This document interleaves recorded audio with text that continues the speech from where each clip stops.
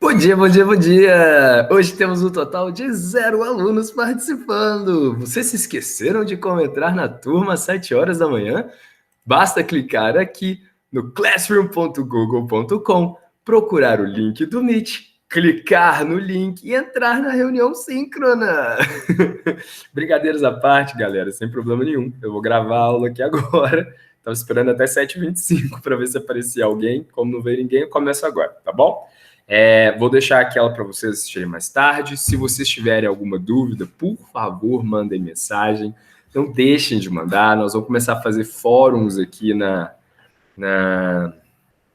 no Classroom. Respondam as atividades, tá bom? Olha lá, ó. Tem aqui, ó, pessoal, tudo bem? Tem uns exercícios de fixação para entregar até semana que vem. Anotem na agenda, no planner, na parede, prega na testa. Para acessar a atividade, para não falar que está todo mundo perdido, clique em atividade. Tem aqui, ó, atividades e exercícios. Tem o exercício 1 de conversão de ângulo, o exercício 2 de ângulos, geometria e trigonometria. São exercícios relativamente simples, tá bom? Eles trabalham esses conceitos que a gente viu aí de trigonometria, de comprimento de arco, de conversão de ângulo. Quem tiver qualquer tipo de dúvida, por favor, me procurem, não deixem de procurar. Vamos resolver esses exercícios para a gente não ter mais problema com essa parte base, tá bom? Isso aí é o nosso nivelamento. Aprendemos ângulos, não tem mais o que a gente ficar preocupado. E a gente pode avançar os nossos estudos. Tranquilinho? Sem problemas? Então vamos embora. Hoje nós vamos começar um conteúdo mais pesado, porque a gente é jovem e a gente tem condição de assistir os conteúdos pesados. Então bora lá, galera.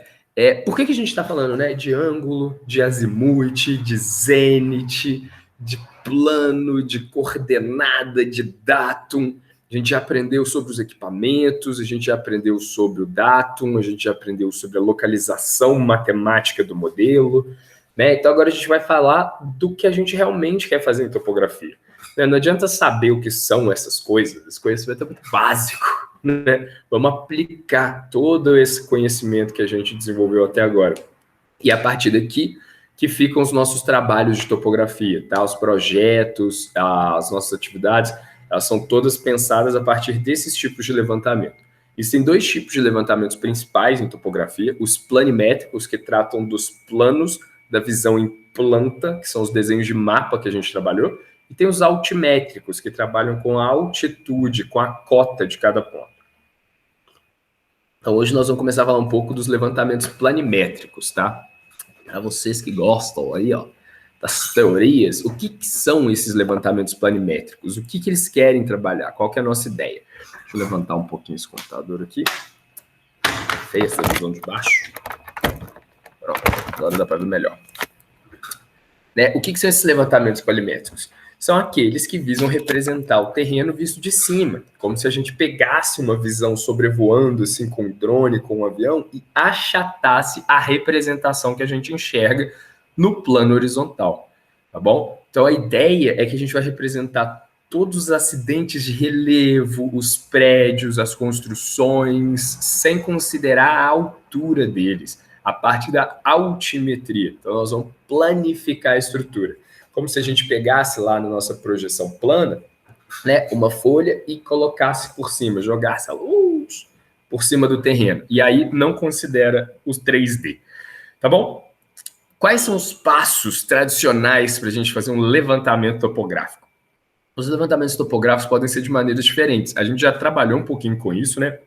Quando a gente estava vendo sobre os ângulos internos e externos. A gente viu que a gente tem polígonos abertos, polígonos fechados, e que a gente pode caminhar no sentido horário, no sentido anti-horário, que a gente pode fixar a estação num ponto e apontar para todos os lados, ou a gente vai trocando a estação para cada ponto planejado, né? Então, existem várias maneiras que eu posso fazer esse levantamento, e o tradicional é a base de todos eles, né? O que a gente tem que considerar em todos eles. Então, a primeira coisa que a gente faz no levantamento topográfico é o reconhecimento de área, né? Não adianta eu querer, não, eu vou fazer o levantamento topográfico ali da minha fazenda no Jaíba.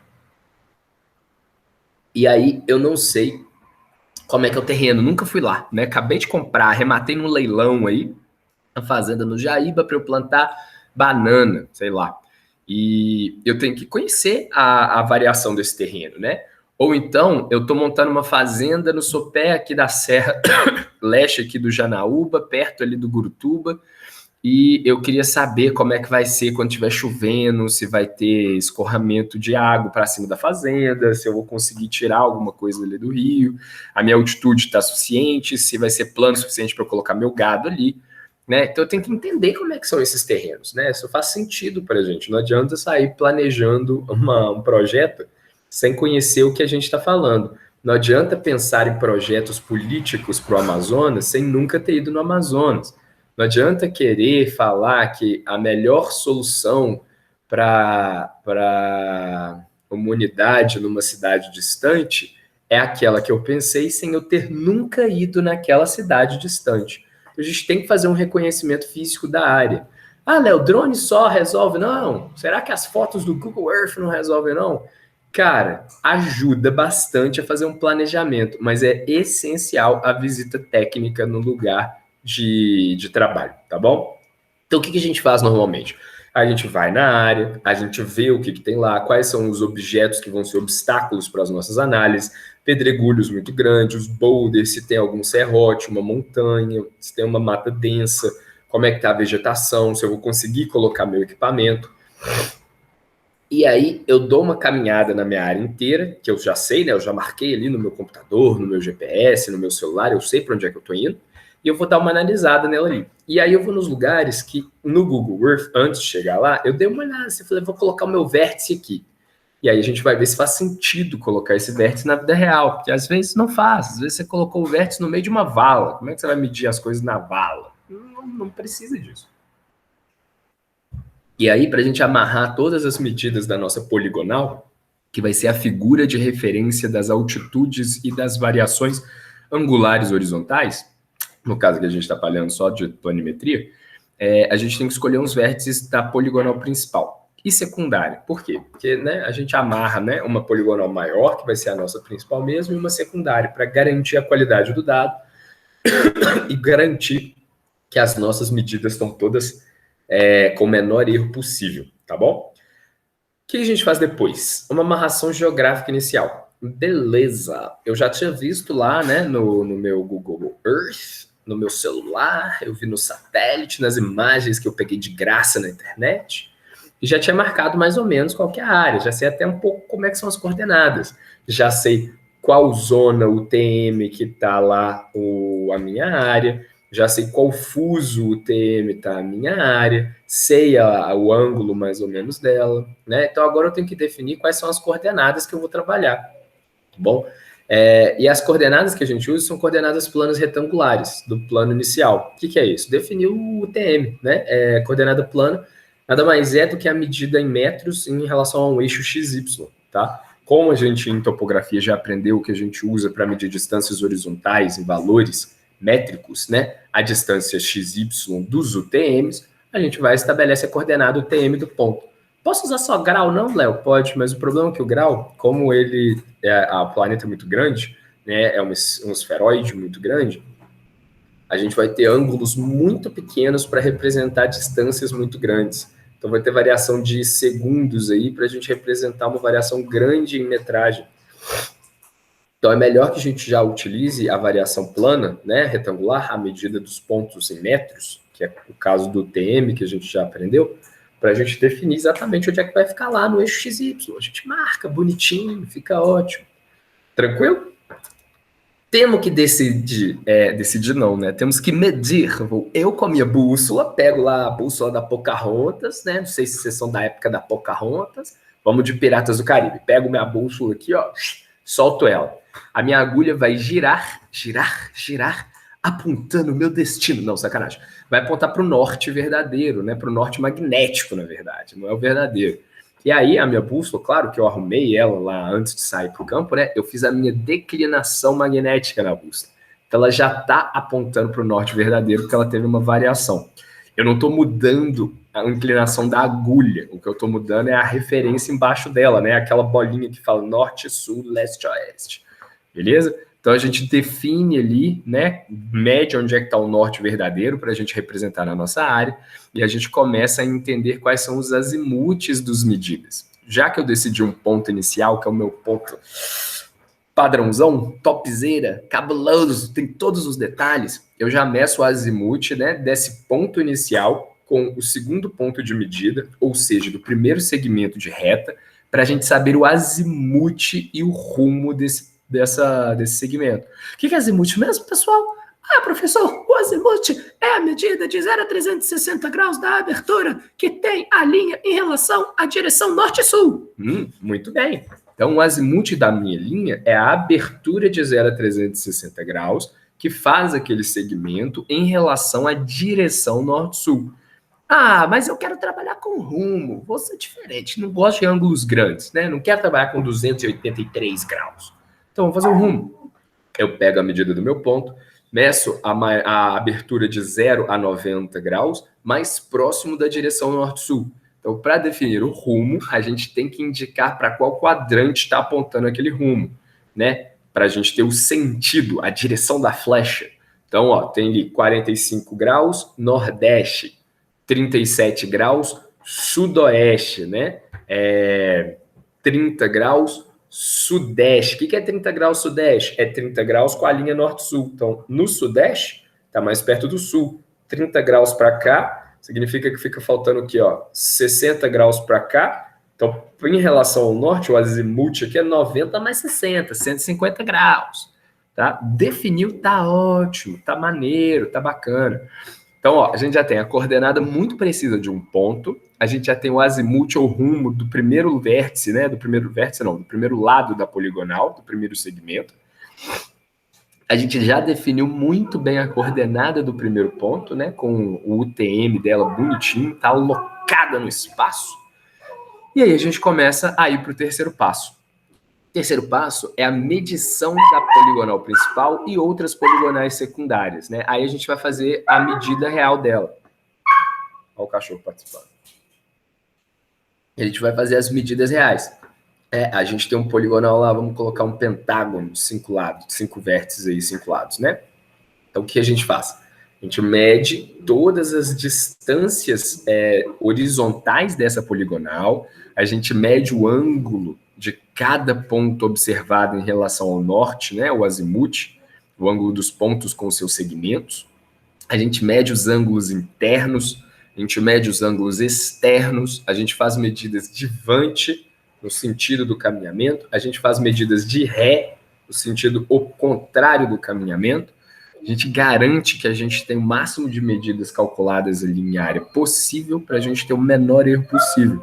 Se alguma medida estiver muito discrepante da outra e existe uma limitação para isso, aí a gente volta para fazer a medida de novo. Beleza?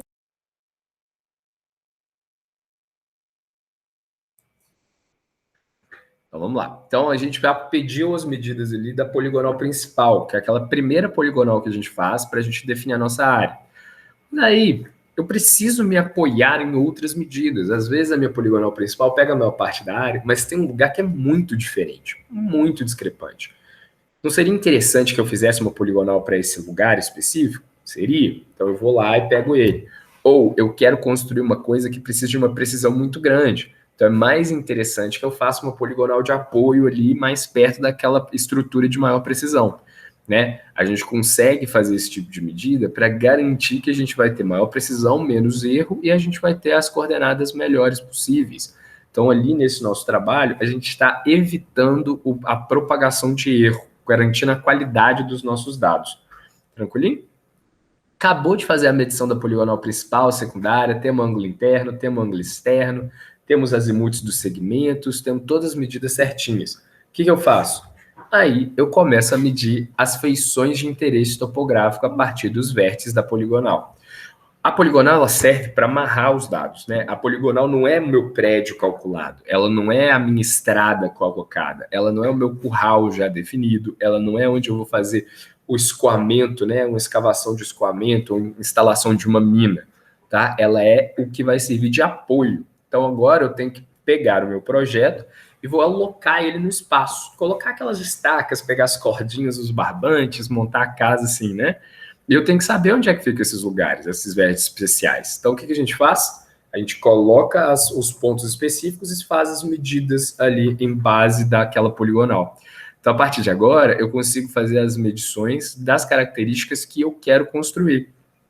Então, ali, ó, eu vou colocar os vértices da figura. Se é um prédio quadrado, né, uma casa, eu coloco as medidas dos 4 vértices. As minhas medidas, elas têm que me dar ângulos internos de 90 graus, as medidas das distâncias horizontais dos vértices tem que ser a mesma para todos os lados, né? Tem que bater com o projeto. O que a gente vai fazer agora é tirar do papel, né, o nosso desenho e colocar ele no terreno real. A gente vai alocar o nosso projeto.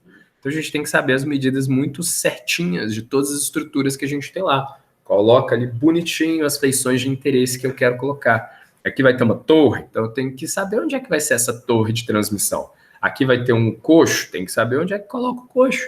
Vou fazer uma quadra de futebol ali, então eu tenho que saber onde é que fica a quadra. Então, a partir da poligonal de referência ou das poligonais secundárias, dos vértices delas, né, que são as figuras que a gente tem maior precisão e garantia de segurança de posicionamento, a gente coloca o equipamento e faz as medições das áreas específicas, né? Não adianta eu chegar lá com a régua no meio do mato para poder medir. Aqui tem, vamos lá, 30 metros. Vou medindo com a minha reguinha de metro em metro. Não vai dar certo isso, né, galera? Então, o que a gente faz? A gente usa o equipamento, aponta ele na direção certa, faz o nosso desenho lá bonitinho no chão, pode usar barbante para representar, pode usar qualquer outra feição. Aí coloca lá uma estaca, tá? Uma estaca, um piquete, um pedaço de bloquete de cimento, tem que ser uma coisa que fixe no solo, que não vai ter facilidade de se movimentar com vento, ou se a gente tivesse em zonas de alto tremor, né? Algum tremor de terra, ou deslizamento, alguma coisa nesse sentido, que fique garantido lá. Porque, né, esse trabalho aí não vai levar uma tarde, vai levar alguns dias. Então a gente vai e coloca para fixar o ponto certinho e a gente consegue ver ele. Então a gente consegue medir e começar a desenhar o nosso projeto ali. Beleza? Tranquilo? Tranquilo demais, né? Ninguém tem dúvida. Mentira, se tiver dúvida, galera, pode mandar. Então, uma vez medida as feições de interesse, o prédio de laboratórios da UFVJM, medidas a partir da poligonal no centro ali da região do estacionamento. Então, uma vez que a gente colocou o nosso prédio lá na planta, a gente avança com os nossos trabalhos.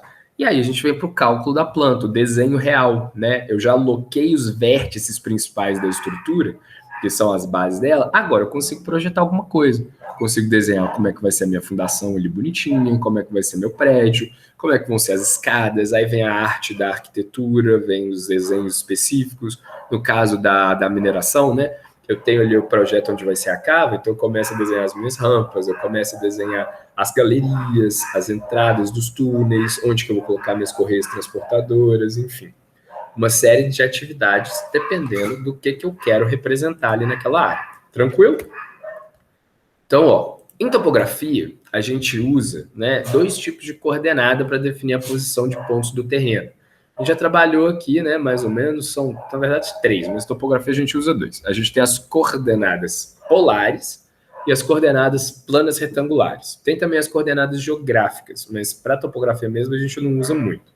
Belezinha? E a gente já trabalhou um pouco com as duas aqui. A coordenada polar é a coordenada baseada no ângulo e numa distância do tamanho do segmento. Tranquilo? A coordenada polar, ela é aquela coordenada do grau, da longitude e latitude. Lembra que a gente trabalhou o grau, o ângulo lambda, o ângulo φ, a abertura no plano do equador, a abertura no plano aqui do meridiano. Nada. E aí, o que acontece? A gente tem a variação angular dos pontos em cima da superfície da esfera. Quer comer? A gente tem ali a medida dos ângulos em relação ao centro da esfera. E quando a gente está calculando essas medidas angulares, a gente trata de medidas de coordenadas polares. A gente trabalhava com o ângulo ali na linha do equador e com o ângulo no meridiano principal. E a gente trabalhava com a distância do segmento ou o tamanho do comprimento do segmento do arco. Não era isso que a gente falou lá das últimas vezes? Então, sendo assim da última vez, a gente tem ali o posicionamento do ponto em cima da superfície do nosso esferoide. Estou falando esfera, galera, mas é o geóide, tá? É o elipsoide que tem os polos achatados ali. E aí a gente consegue encontrar o ponto baseado nesses ângulos. que eu tinha falado que era o problema do ângulo? Porque a gente vai trabalhar com distâncias muito grandes, com ângulos muito pequenos, representados por segundos. A princípio, é tranquilo, assim, por exemplo, trabalhar no planeta, quero saber onde é que é a posição dos países. Aí é bom trabalhar com coordenada polar, né? A gente não tem UTM. Imagina aquele mundo de UTM para falar com vários países. Não vai ter jeito. A gente usa coordenada polar. As distâncias são muito grandes de um país em relação ao outro. Agora, meu terreninho da fazenda que eu arrematei no leilão lá na Jaíba, pô, aquilo lá é um pontinho, é uma mixaria de terra. Então, não vai dar para eu trabalhar com coordenada polar. Dá, a gente sabe onde é que fica lá, mas o que acontece? O erro do equipamento vai estar próximo da casa que eu preciso de precisão de medida. Não vale a pena. E a retangular plana? É o que a gente está acostumado. Eixo X, eixo Y, origem, médios metrinhos, né? Que é a UTM. A gente coloca lá no meridiano central o valor de 500 mil metros, né? Aí a gente conta 500 mil metros negativo, onde vai ter o zero no eixo X, mais 500 mil metros positivos, onde vai dar 1 milhão de metros. Então a gente tem ali, ó, pensando aqui desde o central, né? 1 milhão de metros aqui. E a parte norte-sul é o planeta inteiro. Então, desde lá do paralelo de 80 graus, né? A gente coloca o zero na parte sul e sobe até 10 milhões de metros, que são 10 mil quilômetros, né? Até a linha do Equador. E aí são as divisões. Aqui fica mais fácil da gente trabalhar, porque as nossas quadrículas lá, né? A 23L, 23K, 23J, né? Ela vai ter lá as medidas específicas como a gente trabalhou aqui. E aí fica mais fácil da gente brincar ali dentro, tá bom? As geográficas a gente vai só dar uma pincelada nelas, né? A gente não usa muito com essa medição de topografia. Elas são essas linhas de latitude, longitude, sabe? Com os planos um pouco diferentes, elas são definidas um pouco diferente. Elas têm a linha do Equador principal, o meridiano principal, e a gente tem as linhas das latitudes, longitudes, né? Que ela é trabalhada para quando a gente está brincando aí com o planeta Terra, no tamanho do elipsoide todo. Aqui para terreno pequeno não faz sentido, tá bom? Então tá bom. Coordenadas polares. Por que a gente usa coordenadas polares? Eu dei de exemplo o planeta Terra, mas a gente pode usar a mesma ideia, o mesmo referencial para áreas pequenas, né? A gente sabe que os nossos triângulos, né, eles têm medidas específicas que respeitam a lei da trigonometria, tá? Que as distâncias horizontais, elas dependem dos senos dos ângulos ou dos cossenos. Existe uma série de relações trigonométricas na nossa aula de revisão que conseguem relacionar todas as medidas de um triângulo. E aí a gente consegue aplicar as coordenadas polares não só para o esferoide maior.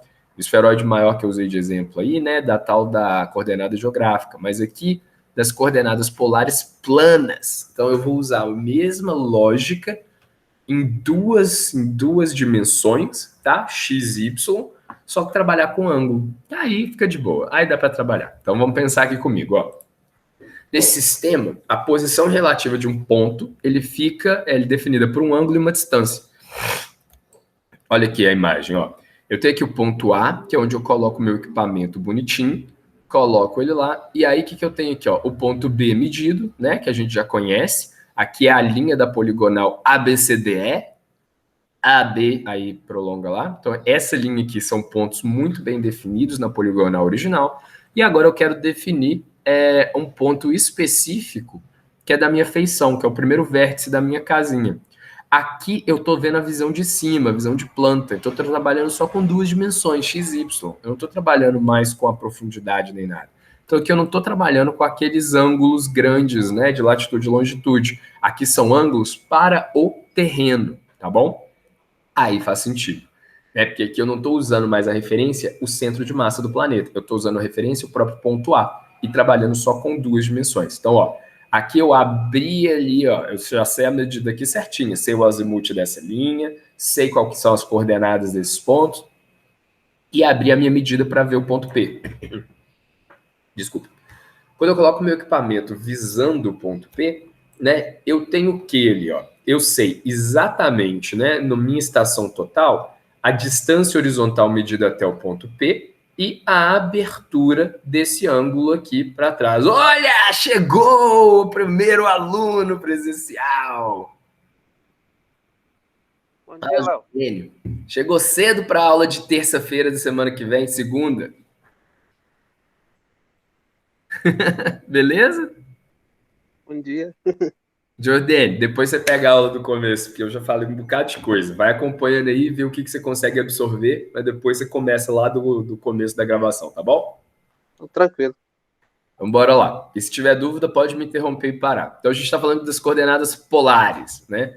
Então, aqui os pontos agora, eles estão trabalhando direto no terreno, no plano do terreno, no eixo XY. Eu tenho aqui meus pontos definidos e medidos na minha poligonal principal, o ponto A e o ponto B. Tenho meu segmento AB, que é uma direção de referência que já foi calculada no terreno. Eu já medi o azimuth desse segmento, né? A abertura que faz em relação à direção do norte, o sentido do norte, né? Direção norte-sul. E agora eu vou medir o vértice da minha primeira estrutura que eu quero colocar lá, que é esse tal de ponto P. Então, no ponto P, eu faço uma abertura em relação à minha poligonal de referência, e aí eu sei qual que é o ângulo horizontal. Afinal de contas, se eu medir, né, com o meu equipamento a medida do AB, eu vou ter o ângulo que ela faz ali só de abrir o equipamento apontando para o ponto P. Aqui eu estou com um equipamento fixo no ponto A, setei ele lá no ponto B e fiz uma abertura angular para o ponto P. Então, ó, direto ali no equipamento, ele vai te dar o ângulo horizontal que faz a linha AB com o ponto P. Além disso, eu posso calcular ali o azimuth do ponto P para ter certeza desse ponto, né? Desse segmento AP. Então, o segmento AP vai ter um azimuth, o ângulo entre o segmento AB e o segmento AP vai ter um ângulo horizontal medido, e o meu equipamento ele vai calcular a distância AP, porque aqui a gente trabalha com equipamentos modernos. Estação total, você bate um ponto, é o laser, ele vai e volta. E ele vai medir essa distância AP horizontal. Então, a gente vai ter a distância do ponto A em relação ao ponto P horizontal, a gente vai ter o ângulo horizontal aqui dessa medida, né, esse tal de ângulo alfa. A gente vai calcular aqui também o azimuth da linha P e usar sempre de referência o ponto B. Então, ó, eu tenho uma distância horizontal e um ângulo horizontal. Com essas duas relações, eu consigo trabalhar com qualquer ponto, né? Se eu imaginar aqui o meu triângulo retângulo aqui, ó, o que eu estou usando aqui, ó? Esse lado aqui, ó, ele vai ser a hipotenusa de um triângulo retângulo. Estou trabalhando com um ângulo menor aqui dentro. Aqui vai ser uma proporção da hipotenusa, não é isso mesmo? Então eu vou ter umas medidas bacanas ali para a gente calcular, tá bom? É o método natural usado no levantamento de campo com teodolito ou estação total. Por quê? Esse é o método da irradiação, né? Eu coloco o meu equipamento num ponto fixo e eu aponto, né, raios de visada para tudo quanto é lado, lasers, né? Então, o que eu estou fazendo ali? Eu estou fixando o meu equipamento e eu estou apontando ele para todos os meus pontos de interesse, sem caminhar com o meu equipamento. Eu não vou trazer o equipamento do ponto A para o ponto B, eu não preciso. Eu vou usar ele no ponto A e medir todas as feições do terreno a partir do ponto A. Então, eu estou simplesmente girando a minha luneta do equipamento e fazendo as medidas horizontais, né, de distância e ângulos horizontais. Esse método, se a gente for desenhar no papel, fica igual um solzinho de criança, saindo os raios para fora, né? Isso aí, esse sentido que os feixes partem de um único ponto e vão para fora, chama-se irradiação. Então, essa técnica de caminhamento, de medida, de levantamento topográfico, é chamado de irradiação. É natural porque é natural ter preguiça, né? Ninguém quer sair carregando equipamento e pondo ele em pontos novos, sair medindo de ponta a ponta. Não, põe no ponto fixo e sai irradiando para tudo quanto é lado. É a medida natural, tá bom? Ela requer pouco cálculo, é simples e direto para os desenhos e trabalhos.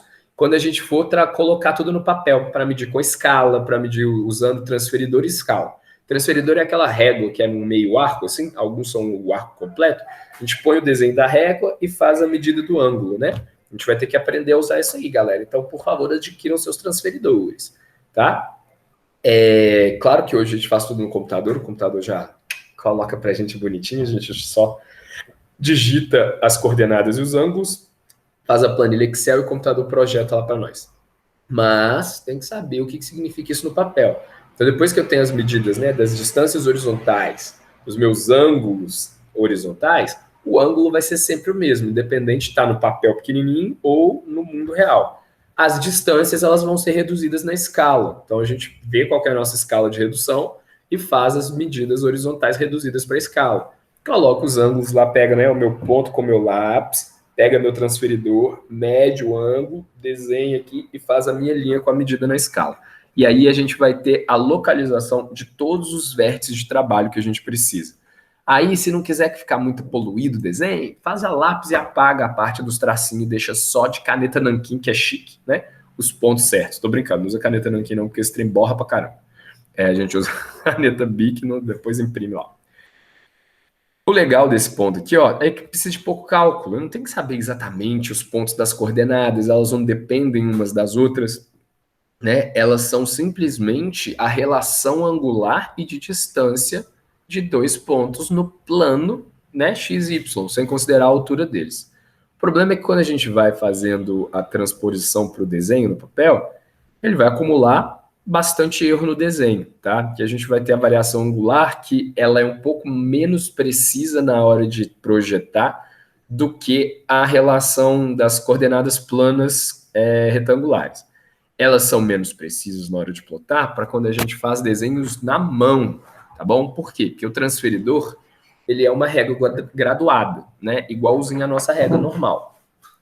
E ali o nosso erro é visual, é o nosso erro de olho, né? Então, se eu colocar um pontinho que está um pouquinho no ângulo menor ali do outro, ele vai ter uma variação angular. No computador já não tem esse problema, né? A gente já joga lá os pontos todos projetados, fica bonitinho, maravilhoso. Mas, quando a gente está ali desenhando à mão, né? Aí dá esse erro todo. Tem que saber dessas coisas, né? Para se alguém precisar fazer à mão, toma cuidado. Coordenadas planas retangulares. Essa aí tá poluída até esse desenho, mas é a lógica que a gente sempre trabalhou na nossa vida. São os gráficos XY, tá? São as posições planares das nossas figuras. É uma medição, você joga um eixo bacana assim e faz o cálculo delas, né? Nesse sistema, a gente tem ali, a gente não usa o eixo Z, né, que é o eixo de altura, a gente está usando só o eixo planar. É a visão de cima, né? A figura ali da águia sobrevoando, né? A águia é bonito de falar. O avião passando ali por cima, vista ali de cima, achatada as nossas figuras. Então, nesse sistema, o que acontece? A posição de qualquer ponto, ela fica baseada num eixo cartesiano XY, tá bom? Que são os eixos ortogonais, eles fazem 90 graus entre si. Dessas coordenadas aqui, ó, cansados de saber, X e Y. Eles têm uma origem, que é o ponto O, mas aí existem até alguns probleminhas, né? O cálculo a partir das medidas, ele vai ser um pouco mais elaborado, porque a gente agora vai trabalhar com duas coordenadas diferentes. Então a gente vai ter um pouco mais de ângulos internos dentro da figura, a gente vai ter uma variação maior, né? Não é simplesmente, eu tenho aqui o meu ponto de referência, abrir o outro, mede a distância horizontal. Não. Agora eu vou ter que saber exatamente onde é que está cada ponto. E cada ponto tem duas coordenadas. Tem as coordenadas x e as coordenadas y. Então, para eu saber como é que está a coordenada x e y do ponto B em relação ao ponto A, eu tenho que fazer um cálculo baseado nessas distâncias de um em relação ao outro. Ah, Léo, é muito mais cálculo. Não, não é não, é só um pouquinho. Né? É só para a gente pensar aqui. E a grande vantagem é que para as pessoas adeptas ao desenho à mão, tem menos erro, né? A gente agora vai estar trabalhando com um eixo de coordenadas graduado, também visual, vai ter erro visual, porque né, o pior problema aí da topografia são os seres humanos, quando metem a mão sai tudo errado. Mas a gente vai ter o problema de olho, né? Para a gente evitar o erro visual, o erro do desenho manual, a gente usa o computador mesmo, fica mais preciso, mas a gente tem que entender de onde que partem esses erros, né? Então, assim, como a gente usa a régua graduada, a divisão fica mais clara para a gente, é mais tranquilo de trabalhar. Então, para os pontos que a gente for mexer, não tem mais ângulo, tá? A gente não vai trabalhar com ângulo que é difícil de plotar. São ângulos de 90 graus, né? As linhas de desenho, olha só, as linhas de desenho do ponto A em relação ao ponto X é uma linha que ela tem que ser paralela ao eixo Y e perpendicular ao eixo X. Mesma coisa para essa linha aqui, ó, perpendicular ao eixo Y, paralela ao eixo X. E para todos os desenhos vão ser assim. Então, se você viu que está inclinadinho, tá errado, né? Então fica mais fácil da gente trabalhar com... olha eu tirando os pontos aqui. Trabalhar com essas variações. E vamos dar uma olhada ali. O ponto A agora tem a coordenada x de A, que é essa medida aqui, ó, e tem a coordenada y de A, que é essa medida aqui, que eu não estou vendo em lugar nenhum, né? É o y de A. Tá bom? Então, cada ponto aqui, ó, ele tem a sua medida certinha aqui, ó, y de A está desse lado. E aí, os nossos segmentos, eles vão ter coordenadas um pouco diferentes, ó. O y de AB, né, que é a variação entre o ponto A e o ponto B, o delta B, tá aqui em cima, né? É essa medida aqui, ó, essa aqui e essa daqui. E tem essas distâncias ali. A medida do XAB, né, é essa daqui de baixo, ó, é esse segmento aqui, ó, é a variação do x de A com o x de B, né? Se eu pego o x do maior menos o x do menor, eu tenho ali a variação dos pontos ali do AB. Então a gente tem o segmento AB, ele tem as coordenadas, né, a variação delta x, que é o comprimento dela em relação ao eixo x, e delta y, que é a variação ali na coordenada y. Eu não vou jogar coordenadas quaisquer, né? Parece meio óbvio assim, o eixo Y está sempre alinhado ao norte, parece meio óbvio e mas isso não é todas as vezes. A gente tem que colocar o nosso eixo alinhado em relação ao norte. A gente opta por deixar o Y em relação ao norte, porque é mais fácil a gente trabalhar na nossa prática, né?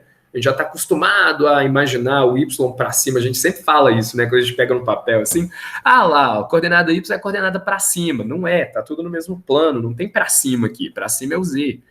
O norte é para cima, o norte não é para cima, o norte é para frente, na melhor das hipóteses. E mesmo assim, nem sempre, né? Porque ele está apontando ali para o norte. Então a gente alinha os nossos eixos ortogonais em direção ao norte, né? Para ficar bonitinho. E a gente tem as medidas do eixo X chamadas de abscissa e as medidas do eixo Y chamadas de ordenadas, né? Ordenada aí, ó. Então aqui a gente tem todas as variações, ó. Aqui, ó, x de BC, x de DC, x de DE, x de AE, y de AE, y de AB, y de BC, y de CD, y de DE. Tá aqui no lado, beleza? E aí a gente tem um pouquinho mais de medida, né? O outro era mais simples, ó. Olha lá. Tem uma distância e tem um ângulo. Aqui tem uma ordenada para cada variação e para cada ponto. Então, a gente, né? É o principal método que a gente usa para desenhos gráficos que precisam de maior precisão. Quer fazer uma obra? Faz a coordenada plana retangular. Não custa nada. Vai gastar um tempinho, mas vai ficar bonito o seu negócio. Né? Quando a gente está trabalhando com avaliação, né, de dados muito específicos, quero saber a área, quero saber o volume, quero calcular as distâncias, os rumos baseados na poligonal, a gente vai ter uma precisão maior. Isso muito quando a gente trabalhava com a engenharia no papel, tá? Nos transferidores. Hoje, o fato da gente usar computadores para calcular esses pontos para a gente não tem muito erro mais não. Né? A gente joga tanto na coordenada polar ou na coordenada plana cartesiana, a gente vai encontrar ali os pontos da mesma forma. Não vai ter muita variação dos nossos vértices nem nada. Mas quando a gente estava trabalhando no papel, algum tempo atrás, a gente tinha uma menor precisão por causa do erro que vinha no transferidor para os projetos, tá bom?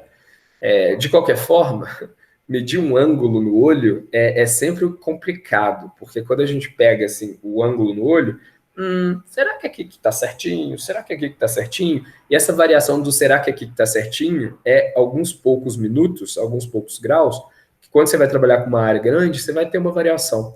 Então, assim, lá no final, você pode ter uma variação de 20 centímetros na sua estrutura.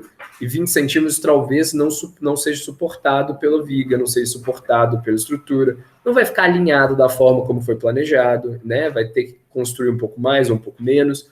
Então, assim, tem uma pressão menor. Colocar na coordenada plana retangular já não tem erro.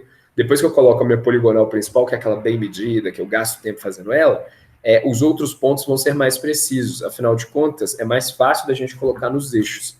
Tá bom? E aí, para a gente calcular os azimutes, fazer as transposições, aqui também fica um pouquinho mais fácil. Eu não tenho que pensar muito como é que são todas as outras estruturas, eu já sei direto as coordenadas. O meu Y normalmente está alinhado com o norte, então eu quero saber a abertura em relação ao eixo Y, Tá beleza? Sem problema? Sem problema. Então, vamos embora. A gente ainda pode tratar, né, as nossas medidas como coordenadas parciais ou relativas. Por quê? Aí vem regra de seno e cosseno, né, galera? A abscissa ordenada em relação ao ponto imediatamente anterior são dadas por x igual à distância desse ponto anterior vezes o seno do azimuth do ponto anterior. Isso, galera, é fórmula, é fórmula. A gente pode trabalhar com x ou y? Pode. Mas a gente vai fazer aqui no papel para vocês entenderem o que é. Isso é transposição de azimuth. Lembra quando a gente estava trabalhando que tinha um ponto original e para transportar para o outro a gente usava o ângulo de deflexão ou usava o ângulo, enfim, de deflexão à esquerda ou à direita? É muito semelhante a isso. A gente vai fazer os azimuths. Então, ó, vamos tentar entender aqui primeiro no desenho, depois a gente faz lá na lousa interativa. Aqui está o norte verdadeiro, então o azimuth são todas as aberturas de 0 a 360 nessa medida aqui. Vamos pegar aqui, ó, a medida de x, y e j, né? E j são as medidas. Então, ó, para eu medir um azimuth, eu tenho que trabalhar com um segmento. Não faz sentido eu trabalhar com um ângulo de um ponto, né? Então, ó, IJ, vamos colocar AB. X de AB, né? Vai ser igual a distância de AB, ó, que é essa distância aqui, né? A própria hipotenusa, vezes o seno do ângulo do azimuth de AB. Isso faz sentido, não faz? Por que isso? Ó, se a gente faz aqui um triângulo retângulo, ó, bonitinho aqui, né? A abertura em relação ao eixo do norte é essa abertura aqui dentro, de AB. Então, a gente vai ter o nosso azimuth da linha AB sendo o seno, né, desse ângulo aqui, que é a variação do lado oposto em relação à hipotenusa. Vamos desenhar isso na luz interativa para a gente ver melhor? Vamos. O tio Léo falou que é melhor, vamos abrir aqui melhor. O tio Léo é ótimo, né? Tô parecendo um idoso. Tô cringe demais, acabou meu café. Deixa eu compartilhar tudo aqui com vocês. Cadê? Tela inteira. E a gente colocar um do lado do outro.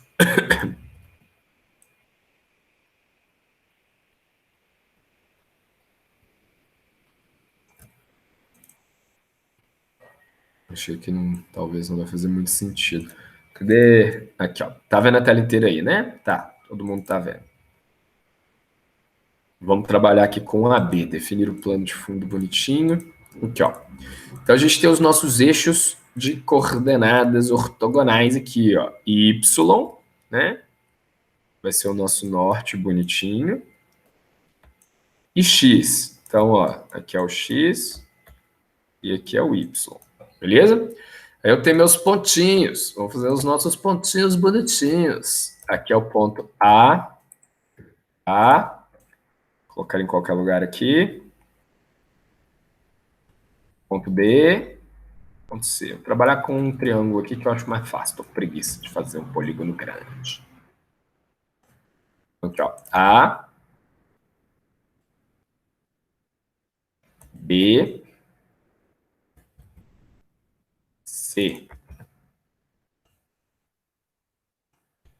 Beleza? Beleza. Faz sentido eu medir azimuth do ponto A? Não. Então eu tenho que fazer o quê? O nosso segmento bonitinho. Aqui, ó. Segmento, né? Segmento. Vou fazer aqui o C também. Toque interessante. O nosso ponto A tem essa medida aqui embaixo, não é? Ó, vou fazer... Eita.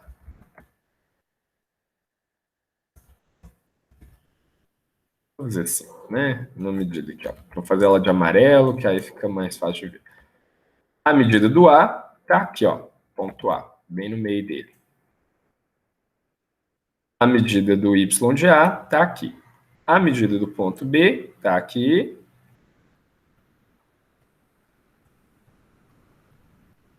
A medida do ponto C está aqui. Vamos fazer elas aqui. Que aí fica mais fácil da gente trabalhar, beleza? Então, ó, o que é o azimuth do ponto A em relação ao ponto B? Essa medida aqui de dentro? Não, né? Qual que é a medida do azimuth? Vamos fazer a linha do norte aqui, ó. Jogar ela para lá, transpor ela para cá, ó. a linha do norte. Tá aqui, ó, o norte verdadeiro. Vamos transpor o norte aqui para esse ponto B também, para a gente trabalhar com outro azimuth lá. E transpor aqui a linha do norte. Então, vou fazer aqui N de norte. Vou colocar aqui, normal. Então, ó, N, N, N. Nosso Y aqui é um N também, né? Eu deixei essa coisa maravilhosa ali, a gente apaga. O Y deixa ele ali porque eu acho ele bonito. Então, ó, a gente tem as medidas agora coordenadas aqui, ó. A gente tem aqui o X de A, né? X de B, X de C. Tranquilo isso daqui, né? Todo mundo está cansado de saber essas coisas, Léo. Porque você está repetindo, porque topografia é isso. Se a gente não aprender aqui, a gente não aprende nunca. Vamos lá. Aqui a gente tem o Y de A, Y de B, de C, né? E Y de B. Beleza? Então, ó, como a gente está trabalhando com segmento, a gente está trabalhando com o segmento AB. Então, vamos trabalhar com o segmento AB. Onde que eu vou encontrar o azimuth do segmento AB? O azimuth do segmento AB é esse ângulo aqui que eu vou desenhar de vermelho para vocês. Não ficou legal, não. Deixa eu ver se tem um outro melhor aqui. Não vai ter, não. Ai, meu Deus. Então, ó, esse ângulo aqui é o azimuth AB. Azimuth de AB. Aí eu vou fazer ele de vermelho. Tranquilo? Faz sentido isso aqui, não faz? Até agora? Faz. Sim, sim. Ó, Jordane tá aí, não acredito. Então, beleza. O que a gente pode trabalhar aqui com esses ângulos, né? O que é esse tal desse azimuth? A gente pode trabalhar com uma relação trigonométrica. Olha como é que a gente tem aqui um ângulo de 90 graus, né? Então, o que a gente tem aqui agora? Que esse segmento aqui, AB, é a hipotenusa. A variação de x em A e B vai ser o cateto oposto. E aqui vai ser o cateto adjacente em Y, não é isso? Então, para eu trabalhar com o azimuth desse ponto, né? Olha a nossa fórmula lá. Xij é igual a dij vezes o seno do azimuth de IJ. É isso que a gente tem ali. Vamos pensar o que significa isso daqui, ó. Deixa eu fazer um retângulo aqui para não ficar feio. A linha vai ficar por cima de qualquer jeito. Que pena. Então, vamos fazer aqui, ó. Como que está a nossa relação ali agora? Vai ser o x de AB igual a distância de AB vezes o seno do azimuth de AB, não é isso? Tranquilo até agora, de boa demais. O que é a distância x de AB? A distância x de AB é essa distância aqui. É eu pegar a medida de xB menos XA. Isso daqui vai me dar a distância x de AB, né? Faz todo sentido isso aqui, ó. Essa parte aqui. Da mesma forma, o y de AB vai ser medido do lado de cá, ó. O y de AB, como B é maior, vai ser o y de B menos o y de A, né? Essas medidas aqui, elas nunca são negativas. Então, ó, se eu quiser trabalhar com o azimuth do ponto AB, é muito fácil de eu trabalhar aqui com as medidas desse ângulo daqui. Se eu quero trabalhar com seno, qual que é o seno desse ângulo aqui? Cateto oposto sobre hipotenusa. A hipotenusa não é a distância horizontal AB? Sim. Eu já sei as distâncias do ponto A e já sei a distância do ponto X, porque eu medi aqui, ó, XA, XB, YA, YB. Então, ó, eu sei qual que é a distância desse triângulo retângulo aqui, do delta Y, delta X, né? Então, o que eu consigo medir aqui? O azimuth desse ponto.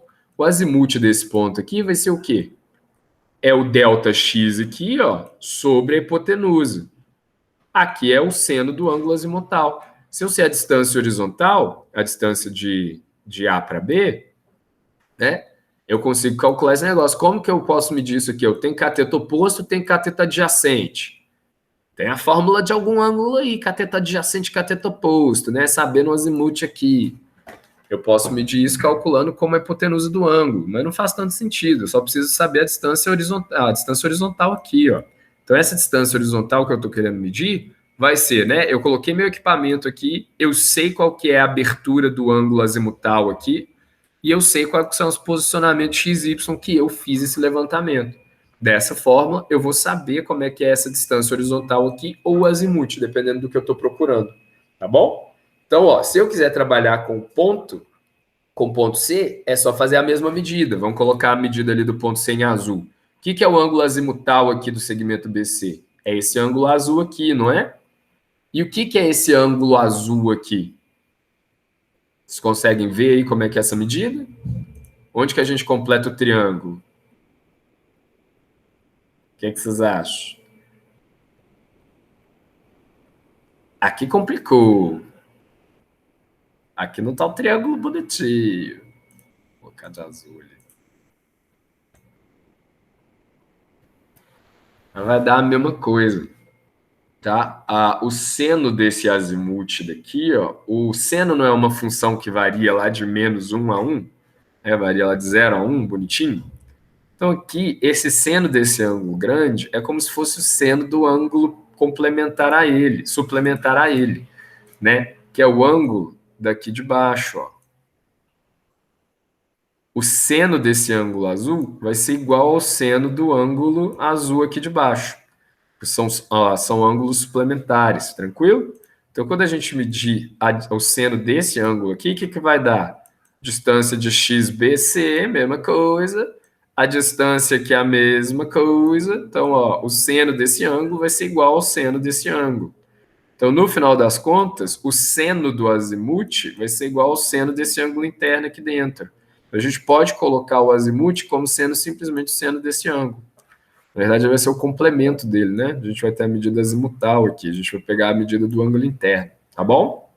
Então, ó, temos aqui a distância horizontal, temos ΔX, ΔA e tem aqui o azimuth. Se quiser trabalhar com ΔY, mesma coisa, ΔY aqui, ó, de BC, trabalhando com a distância horizontal e o azimuth do ângulo aqui, ó, o seno do azimuth. Aqui a diferença, ó, que um é uma parte menor, outra é a parte maior. Aí vai dar o ângulo grande ou o ângulo pequeno. A fórmula mantém, tudo do mesmo jeito. E aqui do triângulo ABC, ó. Cadê o triângulo ABC? Vai ser o verde. Né? Aqui o nosso azimuth é essa medida aqui, ó. Desse ângulo grande, né? Quando a gente for trabalhar com o triângulo menor ABC, a gente vai trabalhar com esse ângulo aqui, ó, que é o ângulo menor, tá vendo? Não é exatamente isso que a gente está mexendo aqui para tudo quanto é lado. A fórmula, ela mantém a mesma, mas aí o desenho vai ser diferente. Então, a gente tem que entender esse formato desse desenho. Porque aqui, ó, a variação do ponto com o ponto anterior aqui vai ser negativo, tranquilo? Aqui também vai ser negativo. Então, ó, vamos medir lá as fórmulas. Como é que fica x de BC é igual a d de BC vezes o seno do azimuth de BC. Quando a gente trabalhar com as medidas negativas aqui, ó, o que é x de BC? Não é o x de C menos o x de B? Sim, então, ó, x do ponto, né? X de C menos x de B. Aí a gente vai ter aqui a variação xb menos xc, né? Que é essa distância daqui. Se a gente for trabalhar com y, o y de C menos o y de B. Aqui a gente vai ter uma medida negativa, para quem for trabalhar com o cosseno. Então, ó, desse valor aqui, do triângulo XB aqui, beleza? Que o y de C, que é o próximo ponto, ele é menor do que o ponto anterior, que é o ponto B. E quando eu trabalhar com o triângulo AC reto ali, ó, aí vai ser mais difícil ainda, né? X de AC, né? Vai colocar aqui, vai ser o X de C menos o X de A. Aqui, beleza. X de C menos o X de A. Né? Tranquilo. E o Y de C menos o Y de A. Aqui, ó. YAC vai ser o Y de C menos o Y de A. Então, uma vez que a gente tiver esses posicionamentos específicos, a gente pode trabalhar com transposição de azimuth. A gente pode achar o azimuth do ponto principal aqui, ó, e fazer a transposição para ele, com os ângulos de deflexão, com os ângulos horizontais, com as medidas que a gente tem de ΔX e ΔY. Só tem que tomar cuidado como usar esses formatos, tranquilo? Ângulos negativos, ângulos grandes, variação de delta negativo, não tem problema, a gente vai encontrar isso lá para frente também. O que vai mostrar isso é simplesmente o ponto de inclinação da nossa linha de direção, tá bom? Aí vai dar um ângulo maior do que 90, menor do que 90, maior do que 180, menor do que 360. 360 sempre vai ser, mas menor do que 270. Tá bom? Então, é só tomar cuidado com qual posição que a gente vai usar aqui, ó.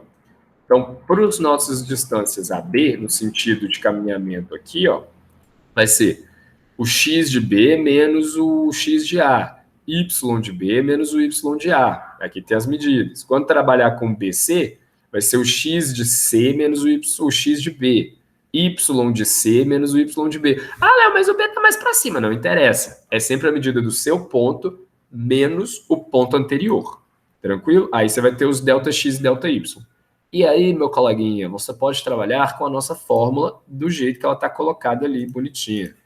Ou simplesmente desenhar o seu triângulo e entender a relação entre os pontos, que é a coisa mais fácil a se fazer, né? E vamos combinar aqui, se você estiver fazendo um trabalho de caminhamento, de figura, eu não vou calcular na mão os pontos assim, né? A gente vai jogar tudo numa fórmula do Excel, deixar os pontos prontos, e a gente vai verificar no campo. O importante é verificar no campo. Quanto mais pontos eu calcular no terreno real, mais preciso fica o nosso projeto final. Beleza? Bora lá. E se eu quiser transformar as minhas coordenadas polares para as minhas coordenadas planas cartesianas? Tem como, Léo? Tem, claro que tem, sempre tem.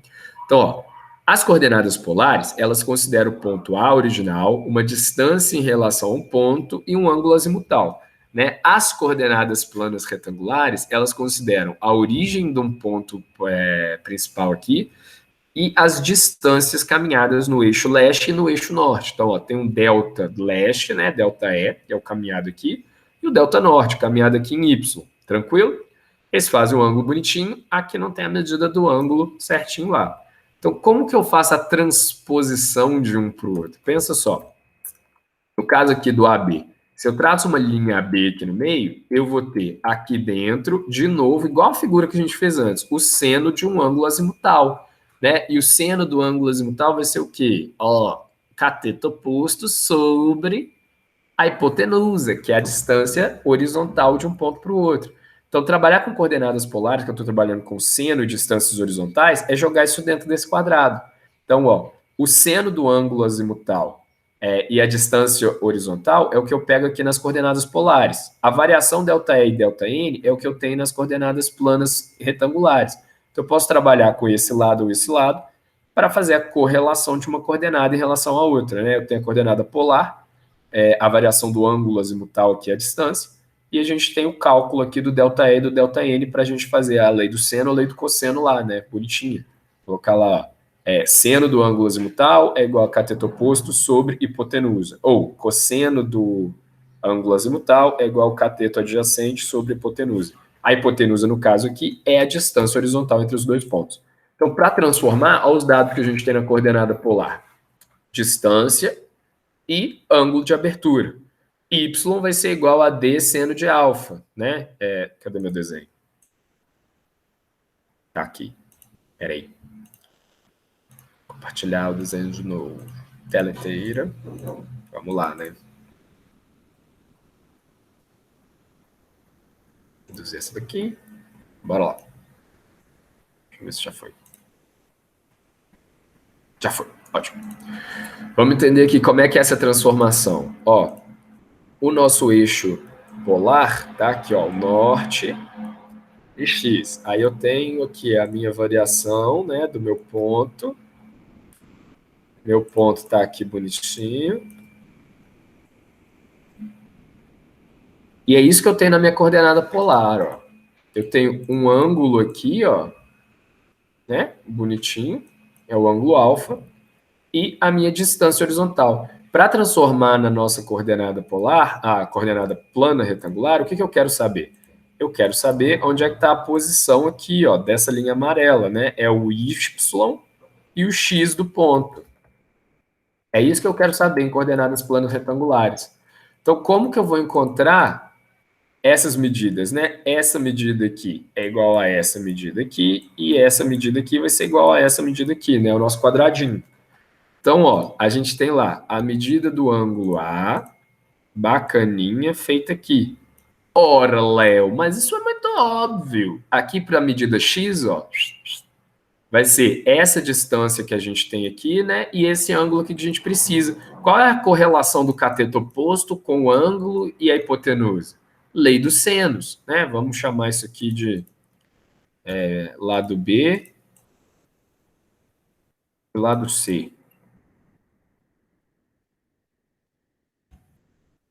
Nossa, mas topografia é muito básico. Sim, é muito básico. É uma lei muito óbvia, mas a gente tem que lembrar dessas coisas.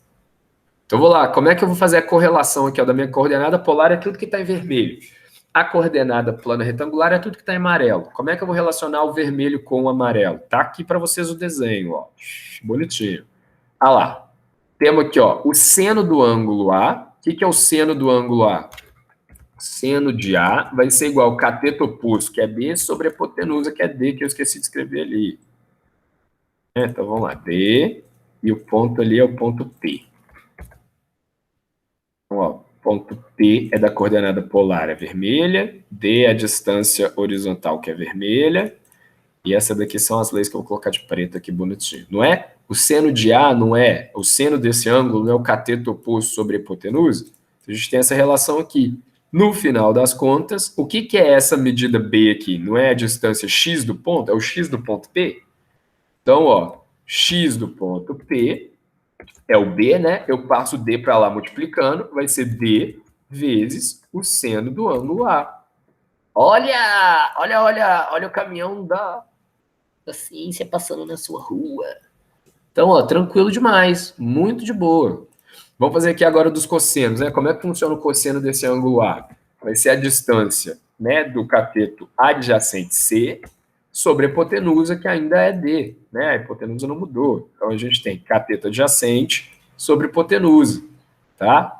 Então, ó, quando a gente for trabalhar aqui com y do ponto P, ele vai ser igual à distância D vezes o cosseno do ângulo A. E é assim que a gente transforma coordenada polar em coordenada plana. É o que está aqui do lado para a gente, ó. Ó a forma. Ah, Léo, mas se eu quiser fazer o caminho reverso, eu quero fazer aqui, ó, a coordenada plana cartesiana para a coordenada polar. Tudo bem, não tem problema. A gente sabe quando a gente está mexendo com coordenada, como é que chama isso aí? Coordenada plana, a gente está medindo os lados C e B do nosso quadrado, né? CB aqui, ó, esses amarelos. Então, o que eu preciso saber? Eu preciso descobrir primeiro a hipotenusa. Como que eu descubro a hipotenusa sabendo só os lados dos catetos? Ora, Léo, existe uma fórmula para isso, né? Qual é a fórmula? A soma do quadrado dos catetos é igual ao quadrado da hipotenusa. Não era isso? A soma do quadrado dos catetos é igual ao quadrado da hipotenusa. Os catetos eu tenho aqui, ó, são os lados do nosso quadrado. Passando aqui, ó, tentando transformar para esse vermelho. Então, o nosso D, o que é o nosso D? Ó, vermelho. O D vai ser a raiz quadrada de quê? De y2, ó, de b2, mais c2. E aí, isso aqui está em raiz quadrada. Né? Então pronto, agora eu já sei qual que é o valor aqui da distância horizontal, baseada apenas nas coordenadas planas cartesianas. Então como é que eu posso usar a mesma fórmula aqui embaixo agora? Né? Eu sei o valor de B e eu sei o valor de C, e agora eu sei o valor de D. Então, ó, tanto faz eu descobrir o ângulo polar aqui por seno ou cosseno. Se for seno, ó, o seno do ângulo A vai ser igual. Vai ser igual o quê? Cateto oposto, né? Que é o B sobre a hipotenusa. Tranquilo? Que é a mesma coisa dizer que o seno do ângulo A vai ser B sobre a raiz de B2 mais C2.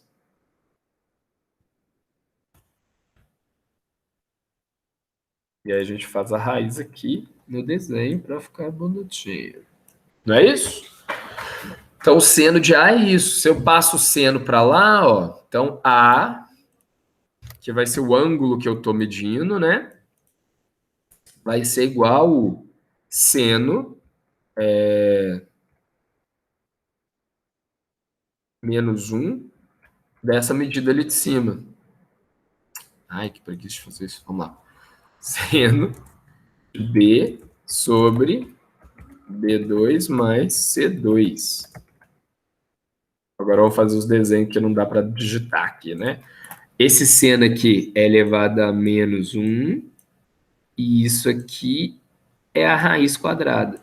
E aí vai ser o seno de menos 1 disso tudo aqui. Beleza? Então é assim que a gente acha aqui a medida polar agora, ó. Léo, eu preciso decorar essa fórmula? Claro que não. É só desenhar. Olha que simples o nosso desenho. Tá bom? E aí a gente consegue fazer a conversão desses ângulos para lá. Ó, as coordenadas polares. As coordenadas polares versus as planas, elas são tratadas dessa forma. Deixa eu voltar aqui para compartilhar só a parte bonita.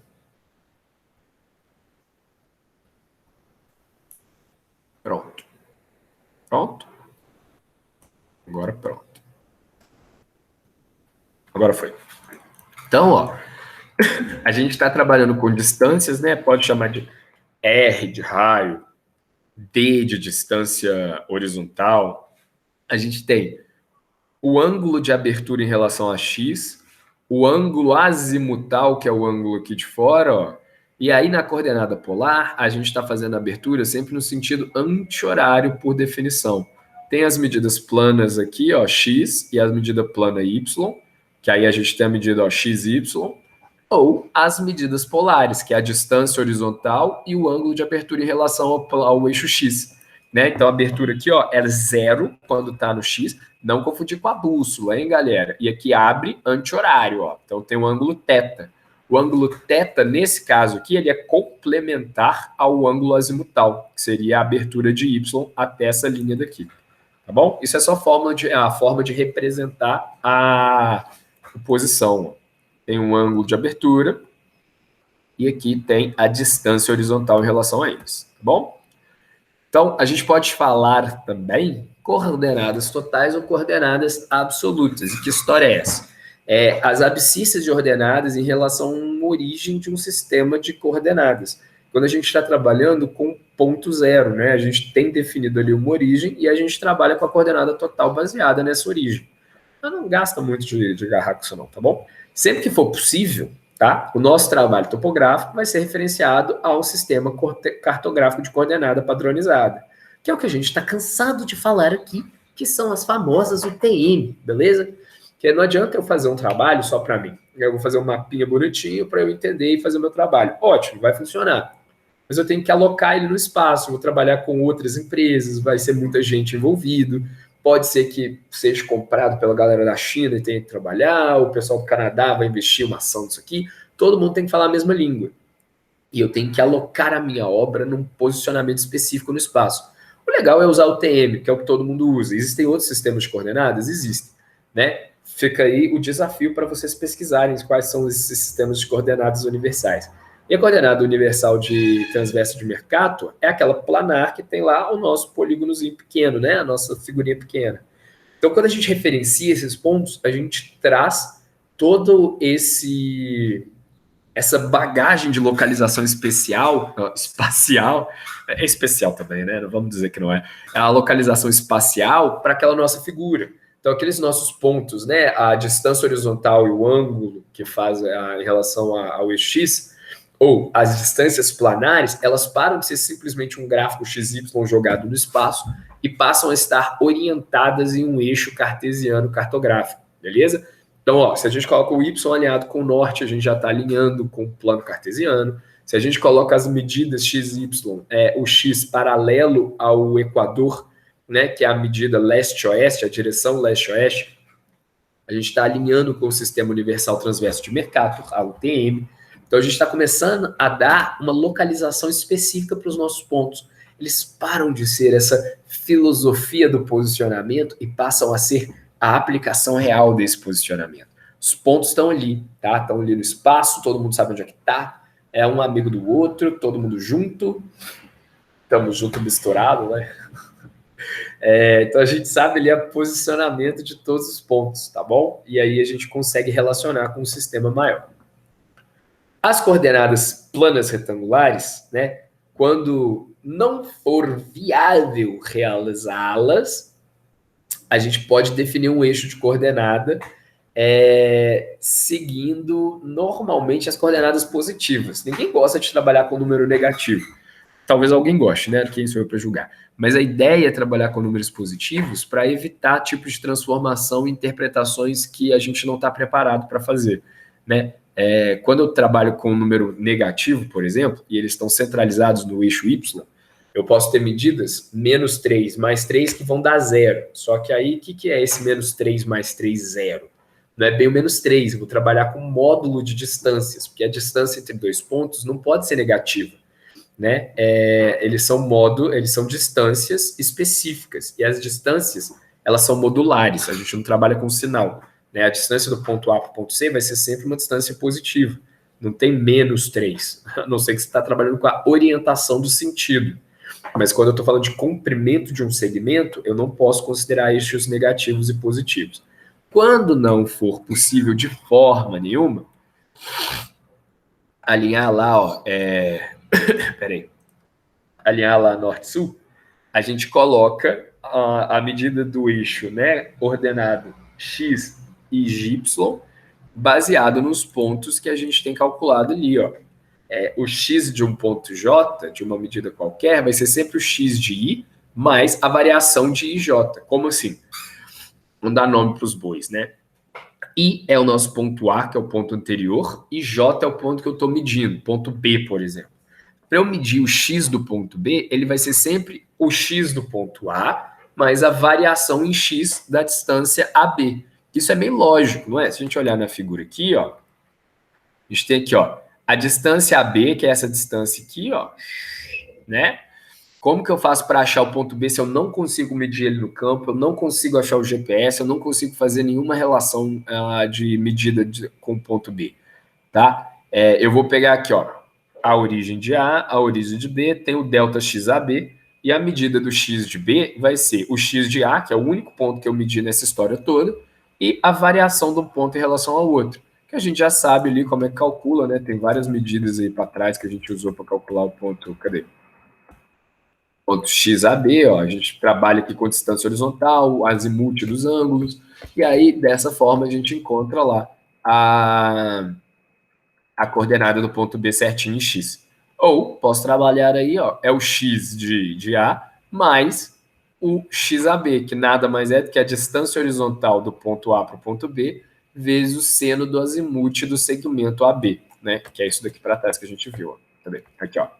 O x de um ponto A para um ponto B é igual à distância horizontal do ponto A para o ponto B vezes o seno do azimuth do ponto A em relação ao ponto B, né? Simplesmente estou jogando ela aqui. Eu posso achar a coordenada do AB jogando as distâncias horizontais e os ângulos azimutais, somados à coordenada do ponto X do A.